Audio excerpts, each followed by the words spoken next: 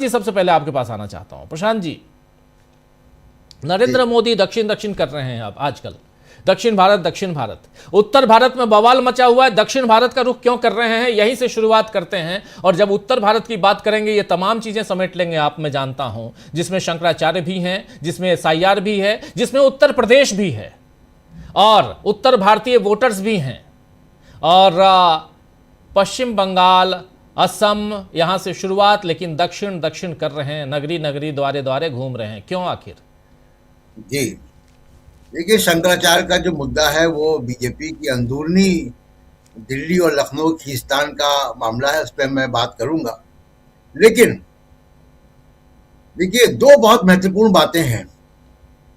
एक SIR और जो राहुल गांधी ने डिटेल आरोप लगाए हैं और वो लगातार बोल रहे हैं इस पे, और दूसरा कि नरेंद्र मोदी अचानक, आप देखिए कि पश्चिम बंगाल और जहां अगले साल भी चुनाव है या 6 महीने बाद या 8 महीने बाद चुनाव है, वहां भी अब वो उद्घाटन और हरी झंडी का सिलसिला उन्होंने चालू कर दिया है।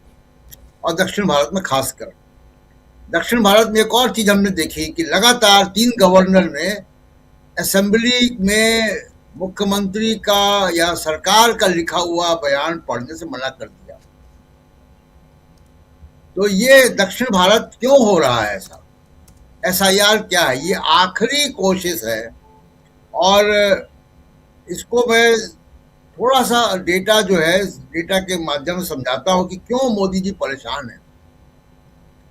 देखिए, डेटा एनालिस्ट है अजय प्रकाश जी, उन्होंने रिसर्च किया है। उनके रिसर्च की कुछ बातें मैं रखना चाहता हूं यहाँ पे। आप देखिए कि लगातार बीजेपी जो है, बीजेपी का और कांग्रेस का ग्राफ कहाँ जा रहा है। तो अगर 2014 के इलेक्शन से आप देखिएगा तो बीजेपी का ग्राफ लगातार जो जो जिसको कहा जाए कि सीट एफिशिएंसी परसेंटेज के वोट के हिसाब से, वो सीट एफिशिएंसी बीजेपी की लगातार गिर रही है। पिछली बार अभी 2024 में बीजेपी को 36.6% वोट मिला। सीटें बीजेपी सबसे ज्यादा लड़ी थी इस बार, 441 सीटें पे। तो बीजेपी को 2019 में जब 303 सीटें आई थी तब 37% वोट मिला था, लेकिन वो 37% 436 सीटों में मिला था। सीटें बढ़ी, वोट शेयर घटा। तो जो सीटों का जो गणित है उसमें बीजेपी लगातार गिर रही है। इसीलिए नरेंद्र मोदी लगातार साउथ इंडिया जा रहे हैं कि जो सीटों की जो उत्तर भारत में हिंदू मुसलमान की पॉलिटिक्स अब उसके शिखर पर जाके नीचे ढलान पर है जी। ढलान पर ना होती तो अयोध्या नहीं हारते, ढलान पर ना होती तो 65 से 33 ना हो जाते उत्तर प्रदेश में। तो वो ढलान पे हैं तो वो नया इलाके ढूंढ रहे हैं। और इसी में आप अगर चुनाव के इतिहास में जाइएगा तो देखिएगा कि 77 में जब कांग्रेस का नॉर्थ इंडिया से सुपड़ा साफ हो गया, इंदिरा गांधी खुद हार गई, तो भी 100 से ज्यादा सीटें दक्षिण भारत से आ गई। कांग्रेस के पास एक रिजर्व जियोग्राफी है। कांग्रेस बहुत बुरी स्थिति में आई जब 44 सीटें आई, तो भी वो कांग्रेस की अधिकांश सीटें केरल से या तमिलनाडु से या पंजाब से आई, जो गैर हिंदी भाषी क्षेत्रों से आई। तो ये मोदी जी की नई परेशानी, उनको मालूम है कि जो ग्राफ गिर रहा है, यानी जो मौजूदा, अगर आप सीट एफिशिएंसी का आंकड़ा देखिएगा तो 2014 में ये 9.1 था, 2019 में ये 8.1 है और अब मौजूदा 2024 में ये 6.6 है और कांग्रेस का लगभग 5% बढ़ गया है। तो कांग्रेस लगातार बढ़ रही है, बीजेपी लगातार घट रही है। तो ये जो ग्राफ मिल रहा है यहाँ पे, इससे बीजेपी परेशान है, मोदी जी परेशान है कि 2029 में शर्तिया तौर पे बीजेपी इस आंकड़े के हिसाब से नहीं पार पा रही है।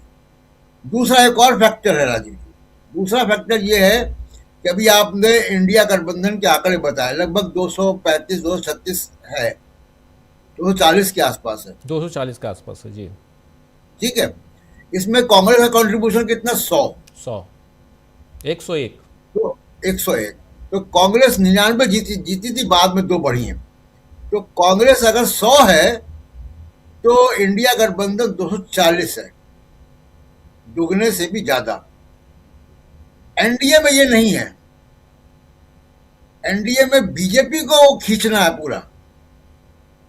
एनडीए में गठबंधन की पार्टियां जो है 40% वोट भी नहीं लाती हैं, 40% सीटें भी नहीं ला पाती हैं, और वो छोटा भी हुआ है। अकाली दल निकल गया, शिवसेना निकल गई, उद्धव ठाकरे की तमाम और पार्टियां निकल गई। तो ये मुश्किल बीजेपी मोदी जी के पास है। इसलिए मोदी जी लगातार वो कोशिश कर रहे हैं कि साउथ इंडिया में, उनको साउथ इंडिया में क्यों जा रहे हैं, उनको साउथ इंडिया में सरकारें नहीं बना। उनको मालूम है केरल में और तमिलनाडु में सरकार उनकी नहीं आ पाएगी, बंगाल में भी कितनी भी कोशिश कर रहे हैं, बेईमानी कर रहे हैं, फिर भी नहीं आ पाएगी, सरकार नहीं उनकी वहां पे। जहां सरकार होती वहीं कर पाते हैं। ये विधायक लाना चाहते हैं, या जहां पे नंबर 3 थे वहां पे नंबर 2 होना चाहते हैं जी। ताकि लोकसभा में उसकी जो पार्टी की जो परफॉर्मेंस है उसमें कुछ इजाफा हो सके। तो ये मोदी जी की चिंता ये है, उनको दिख रहा है कि 2024 में वो नहीं हो सकते। अगर वो उत्तर भारत के बाहर अपना एक्सपेंशन नहीं करते। हम लोग बहुत समय से ये बातें राजीव जी कर रहे हैं कि मोदी जी 11 साल सत्ता में रहने के बाद भी दक्षिण भारत में नहीं जा पाए, और एकमात्र राज्य था कर्नाटक, वहां भी हार गए। तो दक्षिण भारत से पूरा सुपड़ा इनका साफ है, और जिस तरीके की राजनीति कर रहे हैं उसमें संभावना भी कम है। तो मोदी जी को नई राजनीति को इन्वेंट करना है। राहुल गांधी वो नई राजनीति को इन्वेंट कर चुके हैं, वो सामाजिक न्याय की राजनीति में आ गए हैं। तो ये मुश्किल है मोदी जी की। इसलिए एसआईआर बहुत इंपॉर्टेंट है, और विपक्ष को इस पे बहुत जोरदार तरीके से आंदोलन करना चाहिए, क्योंकि ये बीजेपी को, मोदी जी को वो राहत देने के लिए काम हो रहा है जिसकी वो घबराहट है उनके अंदर कि चुनाव अब अपने दम पे, पार्टी के दम पे चुनाव नहीं जीत सकते। वो उनको अब इलेक्शन कमीशन के सहारे की जरूरत है। जी राजीव जी, बिल्कुल बिल्कुल आप सही कह रहे हैं। इलेक्शन कमीशन के डाल रहे हैं आप प्रशांत जी। राजीव जी, क्या हम लोग सुप्रीम कोर्ट को बचा सकते हैं? सुप्रीम कोर्ट दुनिया का सबसे शक्तिशाली सुप्रीम कोर्ट है, भारत का सुप्रीम कोर्ट। भारत के संविधान ने जो शक्तियां दी है सुप्रीम कोर्ट को, उससे ज्यादा शक्तियां दुनिया के किसी सुप्रीम कोर्ट के पास नहीं है। कोई सुप्रीम कोर्ट नहीं है दुनिया में जो अपने जज खुद अपॉइंट करता हो, बाकी जगह सरकारें करती हैं। इतना पावरफुल सुप्रीम कोर्ट है जो प्रेसिडेंट ऑफ इंडिया को भी निर्देश देता है। तो उनको, ऐसे सुप्रीम कोर्ट को हम आप कैसे बचा सकते हैं? सुप्रीम कोर्ट खुद सक्षम है अपने आप को बचाने के लिए। देखिए असली बात क्या है, देखिए जो मैंने अपने पहले चरण में बताया था पिछली बार में, कि मोदी जी के हाथ से सत्ता फिसल रही है, और उनको फिसलती हुई दिख रही है। विदेश नीति का हाल यह है कि मैं अभी आपके चैनल के माध्यम से मैं भविष्यवाणी कर सकता हूं कि नरेंद्र मोदी जब तक ट्रंप है तब तक किसी मल्टीलैटरल समिट में नहीं जाएंगे। वो इथियोपिया जाएंगे, वो साउथ अफ्रीका जाएंगे, वो स्पेन चले जाएंगे, वो मालदीव चले जाएंगे, वो अफगानिस्तान चले जाएंगे, लेकिन वो किसी यूनाइटेड नेशंस में, किसी कॉप 30 में, किसी G20 में कहीं नहीं जाएंगे वो। तो विदेश नीति के तौर पे विफल हो चुके हैं। रोज ट्रंप कहता है कि मैंने सीज फायर करवाया था। अमेरिका का हर मंत्री रोज ये कॉमर्स सेक्रेटरी कहता है कि जी कोई लिमिट नहीं है, कोई कहीं दूर दूर तक जो है वो अंदेश वो नहीं है उम्मीद कि अमेरिका के साथ टैरिफ की डील हो जाएगी। कल भी अमेरिका के सेक्रेटरी, कॉमर्स सेक्रेटरी ये कह रहे हैं कि हमने फोर्स किया और रूस से तेल बंद करवाया भारत का। तो ऐसी विदेश नीति इकोनॉमी की हालत यह है कि अभी 6.4 का ग्रोथ रेट प्रोजेक्टेड है, और इन ग्रोथ रेट के आंकड़ों को भी अंशु जी बता चुकी है कि वो सी ग्रेड कर दिया आईएमएफ ने। असली बात यह है कि मोदी जी के हाथ से सत्ता फिसल रही है, और उनको दिखाई दे रही फिसलती हुई, जो आंकड़ों के माध्यम से हमने बताया था जी। एकमात्र उम्मीद है एसआईआर। तो ये ज्ञानेश कुमार जी नहीं कर रहे हैं, ये ज्ञानेश कुमार जी से करवाया जा रहा है, और सुप्रीम कोर्ट इस मुद्दे पर सेमिनार करता रहेगा। हम लोग सेमिनार करते रहेंगे, हम लोग लाइव करते रहेंगे, उसका विश्लेषण करते रहेंगे, वकील लोग जाके बहस करते रहेंगे।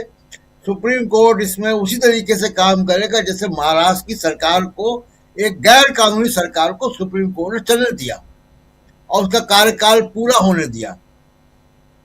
अब फैसला भी करेगा तो कहेंगे तो निकल गई सरकार, अब पीछे से जाके कैसे करेंगे, इतिहास में जाके इतिहास को दोबारा कैसे क्रिएट करेंगे।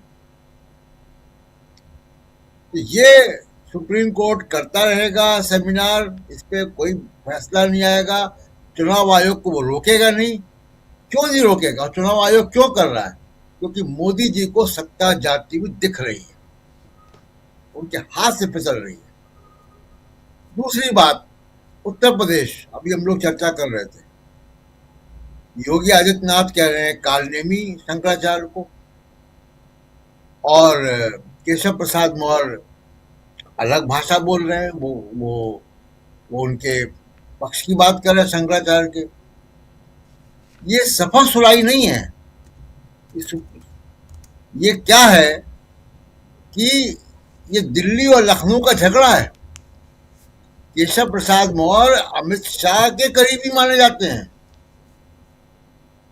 वो दिल्ली के कहने पर शंकराचार्य से बात कर रहे हैं।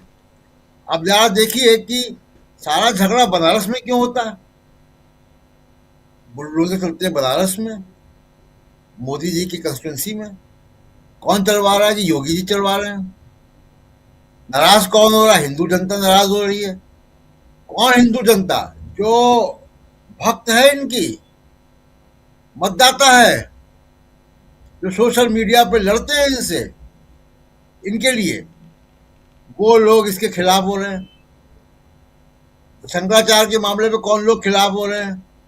वही जो इनके लिए लड़ते हैं, जो इनका मतदाता, जो इनका समर्थक है। जी। तो ये क्या खेल चल रहा है? कैसे अयोध्या हार गई बीजेपी, कैसे बनारस में हारते हारते बचे मोदी जी। ये लखनऊ और दिल्ली का खींचतान है, और ये इसी का नतीजा हो रहा है। तो अब देखते हैं कि लखनऊ दिल्ली में जीता कौन है आगे, लेकिन ये लखनऊ और दिल्ली की खींचतान चल रही है। और मोदी जी एसआईआर के सिवा कोई और मोदी जी के पास इस वक्त कोई चारा नहीं है सत्ता में बने रहने का। जी राज जी, बिल्कुल बिल्कुल। समय बहुत 1 मिनट का समय है, लेकिन 5 मिनट आप लोगों की अनुमति से बढ़ाना चाहता हूँ।